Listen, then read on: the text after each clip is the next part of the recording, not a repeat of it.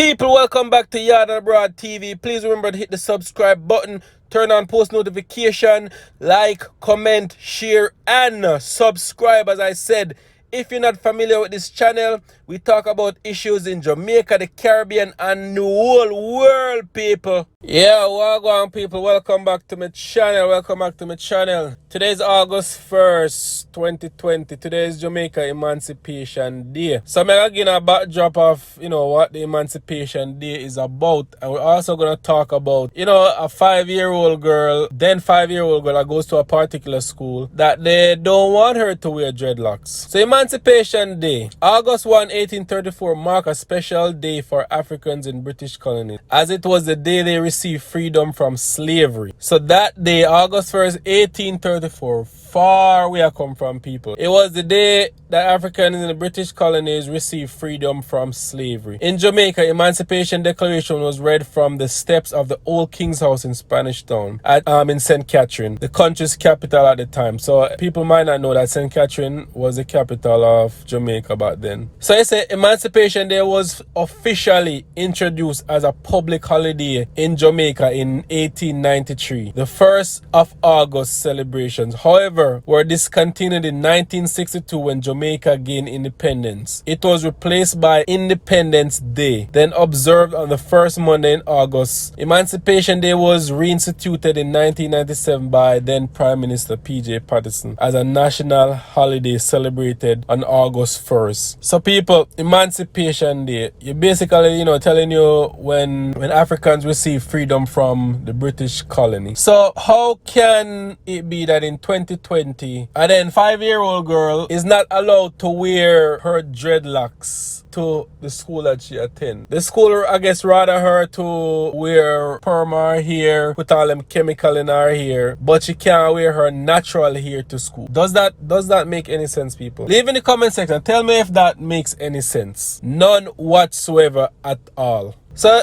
Jamaica High Court rules can ban dreadlocks.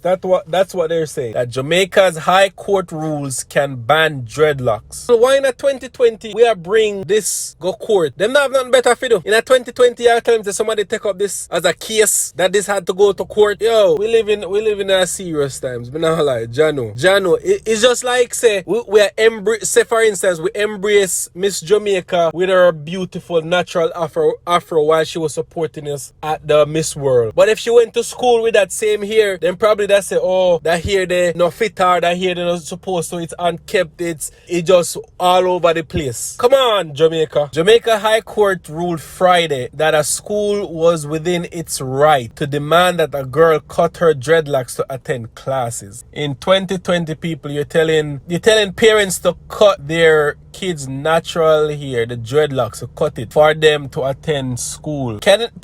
Has dreadlocks ever stopped anybody from learning? A lot of people who has dreadlocks, some of them are the smartest people on this earth. So I not see what or how a dreadlocks are gonna stop a child from learning, and why is the reason they need to cut it. People, I'm gonna show you a picture of the dreadlocks they are talking about. The dreadlocks is well groomed, well neat. Mother take good care of it. So it said Jamaica's High Court ruled Friday that the school was within its right to demand that a girl cut her dreadlocks to attend classes. A surprise decision that touched on issues of identity and one of the most recognizable symbols of the island's Rastafarian culture. The ruling by the Supreme Court of Jamaica capped a 2-year battle after the girl, then 5 years old. So it's been almost 2 years since they're going at this. She's then 5 years old, was told she must cut her dreadlocks for hygiene reasons to study at Kensington Primary School in Kingston, a Kingston suburb. So people, the picture you're looking at on the screen, this girl dreadlocks is well groomed, well put together. I don't know dirty dread we are talking about. Mother take care of her dreads. It's well put together, people. So it's a rights group, Jamaica for Justice, had initially lent support to the family, saying the order for the girl to cut her dreadlocks amounted a denial of her freedom of expression and her access to education. Others view the court battle as a stand against rules seen as discrimination against people who wear natural hair, including Rastafarians who dreadlocks are a part of their religious tradition. The girl and her parents, Dale and Shireen Virgo, who both wear dreadlocks, plan to appeal, said their lawyer. I will not be cutting my daughter's hair, Shireen Virgo said immediately after the ruling. If they give me that ultimatum again, I will be removing her from the school. I'm not wrong you, honestly. But it shouldn't even reach this point. It shouldn't even reach this point, people, may I tell you. In big 2020,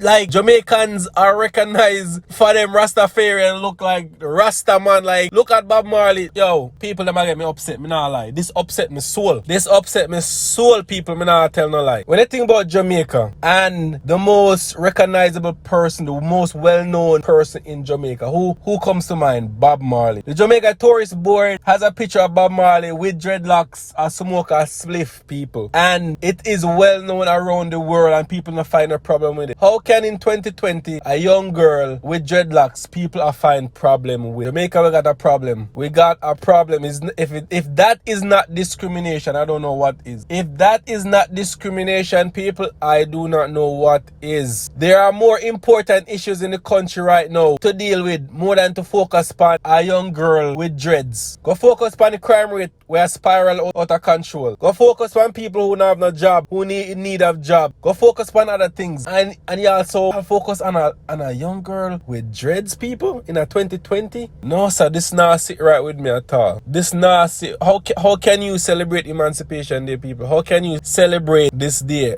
when we're still having issues? Jano. What makes it more alarming, people, as I said, she was then 5 years old and she's 7 years old now and they're still at this. They're still going at this. People, that is alarming. She was then 5 years old, she's 7 years old now and they're still at this, people. They're still going at this. They're still talking about this. That is alarming. That is alarming, people. The parents had to be homeschooling the young girl. That is crazy. That is crazy. People, even though Rastafarians account for only about 2% of Jamaica's population, the movement has an outsized influence in the culture. As I said, it was made popular by the world's most famous Rastafarian, Bob Marley. It is a political and religious movement that was founded in the 1930s, drawing from African revivalist and Christian tradition. Despite its popularity, Rastafarians and people who wear natural hair still face discrimination in Jamaica. Some schools, including Kensington Primary, explicitly state that dreadlocks are not allowed, and other schools have banned students who are refused to cut them. And that, people, Jamaica, we need to wake up. We can't be behind time. We can't follow what the other world do.